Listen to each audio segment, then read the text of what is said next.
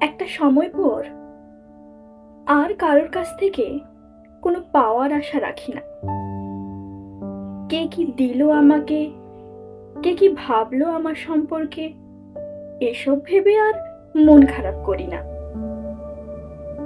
সবকিছুই কেমন যেন স্বাভাবিক বলে মনে হয়। নিজেকে আর কারো কাছে প্রমাণ করতে ইচ্ছে করে না। যে যা খুশি ভাবুক আমার সম্পর্কে, তাতে আমার কিছু যায় আসে না এখন। কারণ দিন শেষে আমি জানি আমি কি। তাই ভালো বললেও ঠিক আছে, আর খারাপ বললেও ঠিক আছে। তাই কারোর কিছু বলাতে সত্যি আমার কিছু যায় আসে না। এখন আর তর্ক করেও কারোর সঙ্গে জিততে ভালো লাগে না। ইচ্ছে হয় চুপচাপ হেরে যাই।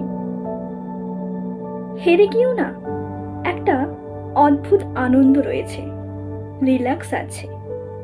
কারো চলে যাওয়ায় এখন আর কিছু যায় আসে না। কাউকে ধরে রাখতেও ইচ্ছে হয় না। সবাইকে মুক্ত করে দিতে ইচ্ছে হয়। তবুও যারা থেকে যায় তাদেরকে আঁকলে রাখতে ভালোবাসি।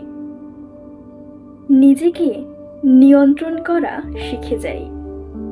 বাস্তবতার সাথে নিজেকে মানিয়ে নিতেও শিখে যাই আমরা।